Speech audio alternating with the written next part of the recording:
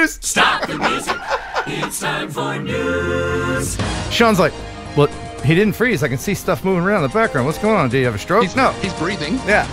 Ladies and gentlemen, Jeff Sills. Howdy, very much. Good to see everybody, and got some good news for you guys this week. Lots of weird stuff. Weird stuff? Is the best way of putting it. I like weird stuff. Yeah. Let's do it. Yeah. So let's go. First of all, I know that Sean has some information for us about supposedly a new drone. Yeah, there's like a Mavic 3 Classic. Is that right? Yeah. Another Mavic 3 hitting the shelves on the 2nd of November. DJI have just sent out the email with the so cryptic subject line of "It's a classic" or something like that. Okay. So I wonder what this product could be. And here it is. It's basically the Mavic 3, but with just the 4/3 camera, the Hasselblad camera. So you're not going to have the telephoto lens. It's going to be available with the RC controller as well. So all of those people that unfortunately have just spent thousands of dollars on the Mavic 3, now there's a cheaper version with the camera that we actually all wanted on there. So this is like the Mavic 3 SE or something. Yeah. I mean, and I think being their sort of flagship, they didn't want to call it an SE or anything, so they're calling it a classic, as in going back to just having one camera. I think it would have been interesting to see if this had launched at the same time as the other Mavic 3, which one would have sold. What's the price difference? What's the price difference, you know? Well, this one here in the UK is going to be around the £1,300 mark. So you're talking around sort of $1,400, depending on the package. So yeah, okay. it's going to be a marked amount cheaper than the existing Mavic 3, but it's going to be an extremely popular drone, because there's a lot of people who are on the fence who are the Mavic 3 is quite expensive, and I think this one will put a lot of those people over the edge, frankly. So now, will this be available before Christmas? Obviously, at some point, right? Yeah. 2nd of November is the release party for that one. Okay. Now, will there be other versions if they're going to go with Mavic Classic? Will there be Mavic Zero? Will there be Mavic Clear? Like the colas with, Yeah, who knows? Who knows on that? I mean, we've just had the enterprise models released as well. So there are now quite a few Mavic 3 models out there, really going from this classic all the way through to the Cine and then the enterprise above that. So it's clearly their enterprise, their flagship model that they're all in on, really, in the way that the Phantom used to be. Because of course we always used to get so many different versions of the Phantom, didn't we? That's true, and I'm really looking forward to the Diet Mavic. I'm watching my waistline, and I know I'm cracking one of those. I'm not watching my waistline, but yeah. To me, it makes sense because they need to have a cost-effective version of their premier drone. In other words, if you're going to have a Mavic 3 and you have the other drones that are smaller in nature, don't have as much features to them, limited range, lower battery life, if you're going to take your premier drone and make a more cost-effective version that doesn't have all the fancy bells and whistles, but it still has all the good basics that you need, it's a very smart move from DJI. I think this was well thought out from them, because the Mavic 3, when it did come out, there was an extremely high sticker shock. Yeah, it's out of reach of a lot of people who would have gone to that had it been cheaper. Now this is their opportunity. All right, Jeff, what else we got? All right, so in this story, this is sort of strange. We got video footage from a drone of a line in the Saudi Arabian desert. And you think to yourself, gee, Jeff, you've brought me a drone video of a line in the desert. Mm-hmm. But this particular line is part of a $1 trillion mega project launched by Crown Prince Mohammed bin Salman. Salami. Mm-hmm. This is going to be a 75-mile, 1,600-foot tall skyscraper, and there's going to be two of them side by side, creating a vertical city in the desert that will be covered in mirrors. It will be completely reflective. So imagine, if you will, a giant mirrored wall extending 75 miles from the coast into the desert, two buildings side by side, creating essentially a huge, giant city that can service 9 million people. It's going to have a bullet train that runs underneath the city back and forth. And get this, it's going to have flying elevators. Of course it is. Of course. Why? Goal. Yeah. Yeah. Okay. And they're claiming, or at least the prince claims, that he wants to have what they call the mirror line to be ready by 2030. Okay. And I really recommend those of you that are interested in these off-the-wall projects to go out and do some Google searching on this later on tonight. Just the artist renderings of what this thing is going to be are insane.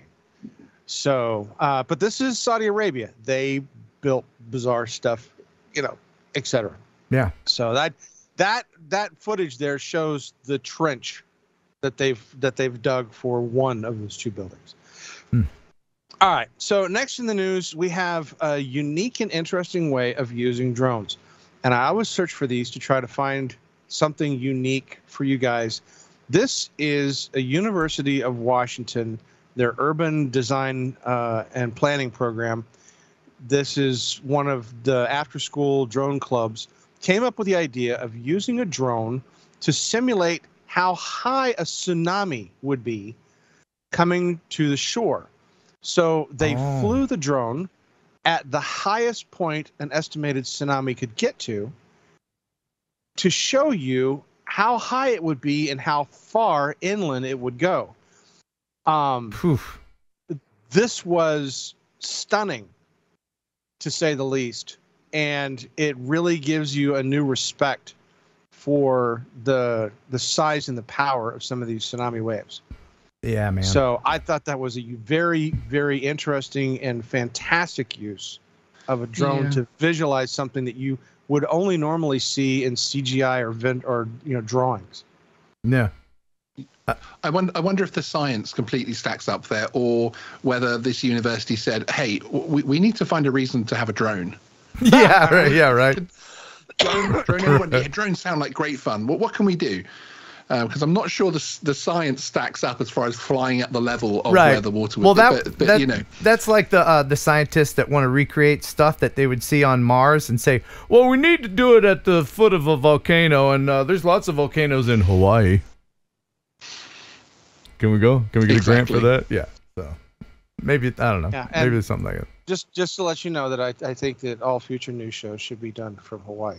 Anyway. I agree. Right, let's get those super chats coming in. Yeah, next to the news, recently a CNN reporter got a chance to go inside a secret Ukrainian drone workshop. The place is run like a startup. No idea is off limits.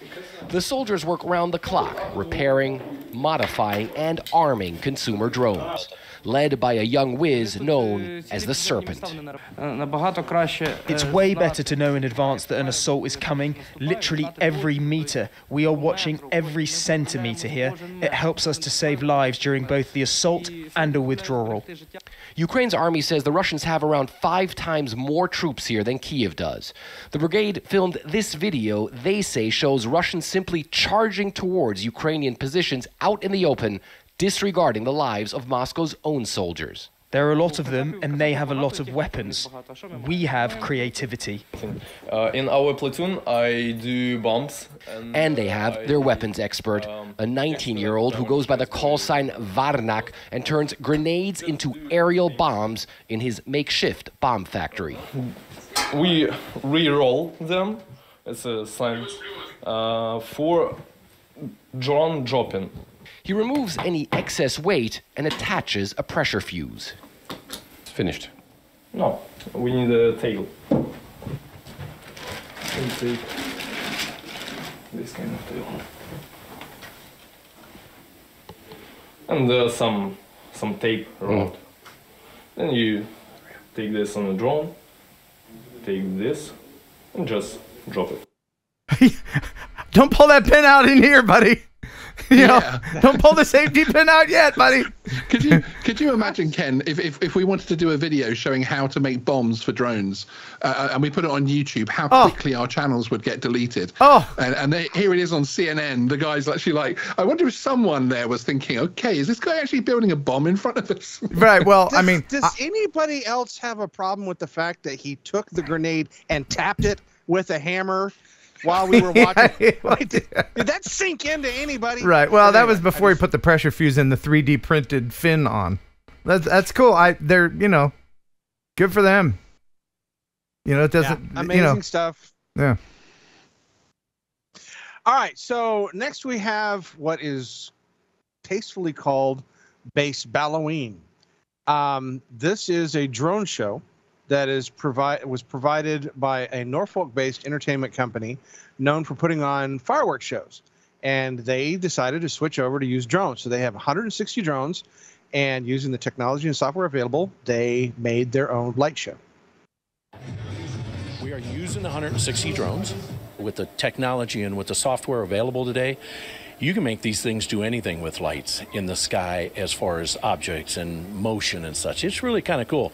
Having bright lights, 900 looms, with the full RGBW spectrum of lights, it's limitless. It really is cool. We're one of 5 companies in the United States that actually use these drones. They're all made here in the USA. The software, everything is made here in the USA. When the sun goes down and the bats come out on Halloween, are we concerned about a bat-drone battle? There will be a bat in the sky tonight, so hopefully only one. And it will have lots of lights and the eyes will be circling a little bit. So yep, there'll be a bat in the sky tonight. I had a bat-drone battle in Austin, Texas not so long ago. You remember that? Where I got knocked out of the sky? Yeah. By a bat? I remember that. Yeah. That was a fun night. But yeah, I've yet to see a cluster drone show. Looking forward to my first one, though. Yeah, I would love to see one, too. And hopefully down here in Houston, they'll finally get to that point because they keep pushing away from the fireworks shows. So, all right. So those of us that live in the Midwest, we're familiar with tornadoes. If you live in any of the states that are in Tornado Alley, tornadoes are things that we have just come to understand happen. But it doesn't happen in France that often.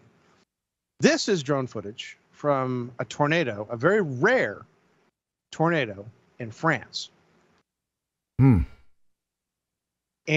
if you can imagine, here in the States, they have, building codes and stuff that, they have set up for buildings and things for tornadoes, where they can, I guess, withstand higher winds, et cetera. People have, places that they can go to for protection and cover.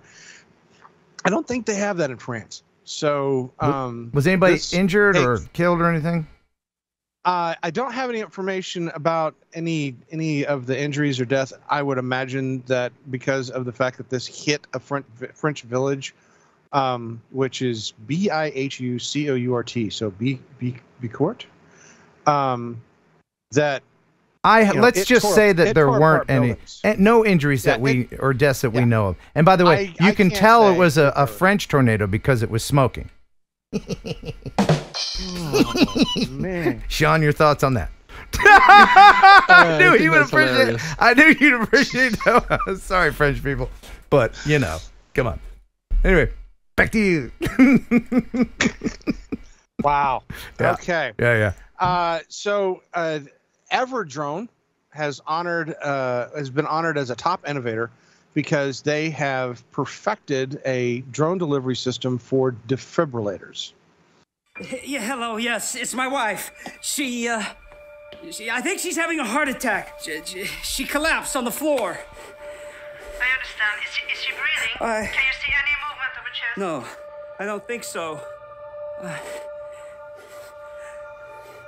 There's no response. And she stopped breathing. Please hurry.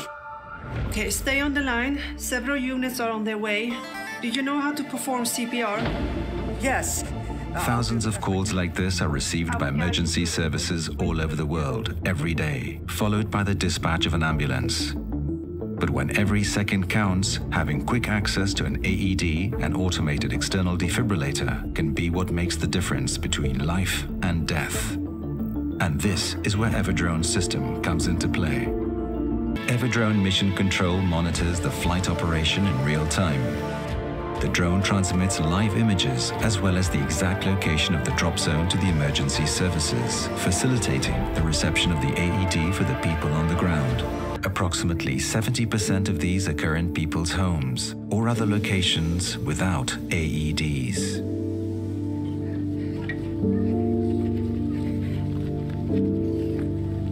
I got it. Open it and follow the instructions. Wow, that's great. This is one of the best things that drones do. And there's 3 great things that drones do: deliver defibrillators, medical supplies between hospitals. No, FPV, flying around, and of course spying on your neighbor's teenage daughter. Those 3 things. No. Erase the back. No. This is actually this is actually a really, really good thing. I'm so glad that drones are saving lives. Yes, and that is a form of drone delivery that I wholeheartedly stand by. Yes. So. Yes. All right. So next we have apparently a video that was taken at Iwa Beach in Oahu. Lewis Watson is a drone pilot who was flying his drone out over the area where people were swimming, and he noticed a very, very large shark, most likely a tiger shark, that was swimming in between and around the surfers. Oh, my goodness. Okay, here's something you don't see every day. Over the weekend, it happened. A large shark dropping in on some surfers at Howell Bush at Eva Beach.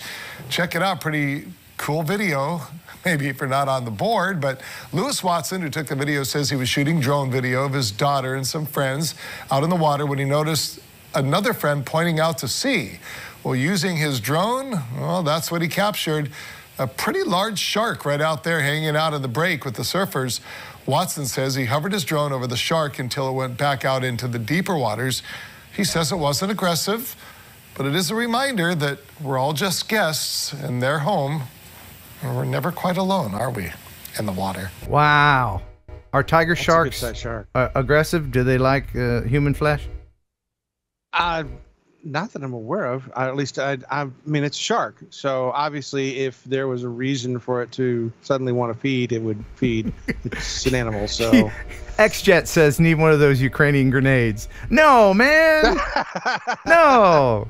No. I give credit to XJet. I'll wholeheartedly support that form of. I go back, by the way, and I read all of your wacky comments. Thank you guys for being wacky. Could you feel the news anchor at that point actually holding back from he was I want to make a pun. I want to make a pun. You're not alone in the water. Yes. Oh, a shark. Don't mention Jaws. Don't mention Jaws. Right. You could really feel him trying. Because he really does sound like one of those guys. Right. Or he was like he was about to say. He's got a producer in his ear saying, "Don't do it." Right. Like the next wave of technology is here. We're going to take a deep dive into this story. Okay. Over to you. So next in the news, the Northeast UAS Airspace Integration Research Alliance, called NUAIR, has received approval from the FAA to operate beyond visual line of sight drone flights across the entire expanse of its 50-mile corridor in central New York. Oh, my. This is a liberty that will considerably enhance the ability for them to develop safe and reliable UAV U-space flights. Central New York is one place I would not expect to have that sort of permit, but I got it. So you're not, just to be clear, we're not talking about Central New York City, Central New York State. And I used to live in Central New York, and there's a lot of room out there. They're flying from Griff's International Airport in Rome, New York to Syracuse International Airport. Yeah. That's Central New York for sure. Yeah, that's the corridor that they're going to be able to use beyond visual line of sight flights through. Okay. So now, of course, obviously anybody that lives within that corridor that happens to fly drones as a hobby, they're Probably not too happy about that. But anyway, yeah, $21 million in funding to develop this new system. What's the lower? What's their altitude limit's going to be on that? Looking to see if it had any information as to what the corridor height was, but it doesn't say. I can tell you something. I can tell you where there's never going to be a corridor like this. Louisiana, Louisiana, Alabama, Tennessee, Kentucky. Nope, not unless you want your drone ventilated. Come on now. Are they flying over my still again? Yeah. Are they flying over my meth lab again? All right. Back to you in the newsroom, Jeff. Yeah, back to me. I get to follow that up. All right. So the Civil Air Patrol's Small Unmanned Aerial System, or SUAS team, is part of the Federal Emergency Management Agency. They recently rescued a person on October 4th who was trapped in a boat in a mangrove swamp after Hurricane Ian. The rescued individual is receiving medical attention now, and they say that the main reason why they were able to save this person's life was primarily due to the use of the drone. Excellent. So, yeah, FEMA's ground search and rescue team, working in conjunction with the Civil Air Patrol, were able to coordinate an effective rescue. So, very good information. Glad to see that the Civil Air Patrol gets a chance to incorporate drones into what they do. That's something that I would hope to see more of. Absolutely, yes. Drones are good, yes. Now, drones are bad. What? U.S. Army gets awarded Raytheon's $207 million counter-UAS drone contract. So, KURFS, K-U-R-F-S, provides advanced 360-degree threat detection while the Coyote low-cost effector defeats the drone. So, Raytheon's missile defense system is going to put drone defense systems essentially on Army vehicles. Is this to defend against consumer drones or other? It's to defeat drones. Period. So I'm assuming that based on what they've seen going on in Ukraine, etc., they realized that slow, small, unmanned aircraft pose a unique danger, and so Raytheon's system is going to provide a defense with 360-degree threat detection, and then the Coyote system, which we've talked about before, to effectively defeat the drone. Okay. Yeah. So, I mean, that's good. You know, I mean, unless you're a knucklehead, you're not going to fly near a war zone or unauthorized area or a military base. Yeah. So, use in a war zone will be very effective. Yeah. And if you're a consumer drone and you're flying your Mavic 3 Classic out there, and you get shot out of the sky or whatever, then that's what you get. That's what you get. Yes. Yeah. All right. And to end the news tonight on a note that Ken absolutely loves to talk about, Coles recently started drone delivery in Australia. And they recently did their first ever store-to-door drone delivery. Oh, yeah. So the drones are designed lightweight and for maximum speed and sustainability in their delivery. And so we do carry parcels for about 1 kilogram. And within that, the best use case really is for items that you need in a hurry and you want them quickly. And so some really good case studies are, you've forgotten the kids' lunches. You've forgotten bread for kids' lunches, so you can order that to be delivered within minutes. Or you've got friends coming around for a lunch on Sunday and you've forgotten the specific ingredient you need. You can order that in minutes. So the use case is really about getting the items that you need, smaller parcels, delivered within minutes. So do you have to have a front yard or a backyard for you to deliver? So at the moment, when a customer does create the order, they're asked to confirm the delivery location, and our system does check to make sure there's no obstructions and that the drone will be able to deliver the parcel safely. Okay, do you fly at night, in the rain, in fog? We do not fly at night, and that's more of a regulation imposed by CASA that we must operate during dusk to dawn. My on High is in the chat, our guest tonight, and she reminded everybody that one of those drones crashed into power lines not so long ago. You know, for what one of those delivery drones cost, you can buy like a 1996 Honda Civic and pay some kid to bring you the ice cream or whatever you want. It's just, it doesn't make any sense. For this type of drone delivery, the minute that in that system, you actually have to start paying for the drones, the infrastructure, the people flying them, the insurance policies, everything else like that, this will stop.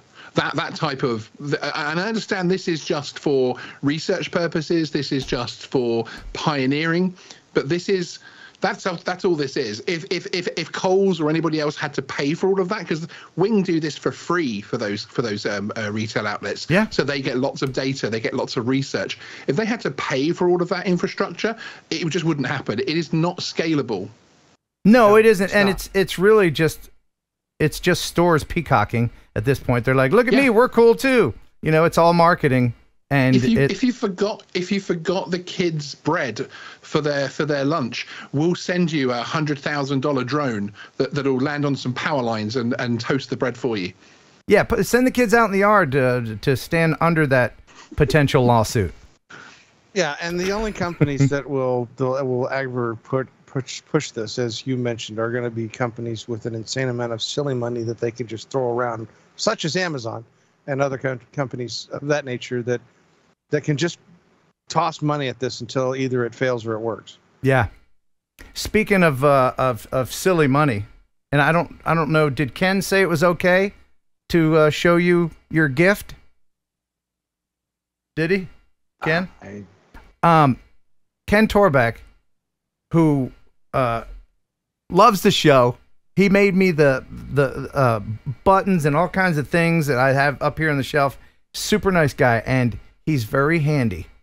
And he has made you. He said yes in the chat. Yes, okay. Where do you see this, Jeff? He is sending this to you, and he's made one for me as well. But this is what you're getting, what he made. Look at this. A special box, and inside, is that? Look at this. It's etched in there. The drone news desk. He did this himself. God. Don't drink and fly. Pigeon jerky on the bottom. And wait, here comes the piece of resistance. Listen. No! I will never drink again!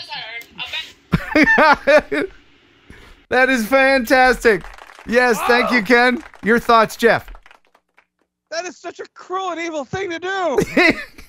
It's not fair. That's so great. It's right there. You just want to drink it. Stop. But he's going to send that to you. Okay? Okay. What a super nice guy. Thank you very much, Ken. You're awesome. I appreciate it. I really do. Thank you. I'm amazed at the support that this channel gets, and just everybody supports everybody in this community, and I love it. And I love you, Jeff. Thank you very much for the news. You are most welcome. We'll see you later, bud. Thanks for stopping by. Now get out. We should probably mention RemotePilot101.com. Isn't it a great place? Great place. It is a great place. Tell us about your place, Jason. So, Remote Pilot 101, no one has prepared more Part 107 pilots than us. And you'll be pleased, those of you who are current customers now, you're going to be experiencing version 3 and a brand new learning management system in about 2 weeks. So the best just keeps on getting better. RemotePilot101.com. Use promo code Heron18, which, by the way, Ken, I can't brag on you enough. When we search promo codes, you know me, I'm all about our marketing and everything else. Heron18 is the most used promo code. Your people listen to you, Ken. Yay! Thank you, people. I appreciate that. And you've been very busy updating the lessons too, because there's not every video has gotten a facelift. There's 76 videos in there. Every single one has gotten a facelift. The course has gone from 9 hours to almost 12 hours now. There's just so much new content. We're always trying to innovate, push new content. Now with all the recurrent tests changing so much, we're like, wow, we just launched our new course. We need to fix it now. So we're back to that. I was just reviewing some of the stuff our writers sent over earlier for some of the content, and there's some more great stuff coming out here soon as well. And you take actual questions that test takers give you and kind of incorporate those in the quizzes too, right? So they're actual FAA questions. We have a ton of data on that, no doubt. So yeah, and I always share, you know this, Ken, I call them the boot camps at the end, where I share, this is a question you're going to see on your knowledge test. Let's not memorize it. Let's understand the why behind it. But just to prepare them for the knowledge test, you know this though, Ken, I want you to be safe in the real world. My mission isn't just to pass a test. I want you safe when you're out there flying FPV, whatever it is, so you can be a light and be a mentor to everybody else that's out there wondering about what this new drone space is. Even though it's not that new, but to many it is so new. We have to be ambassadors to that. You're a shining star, Jason. A shining star. Awesome.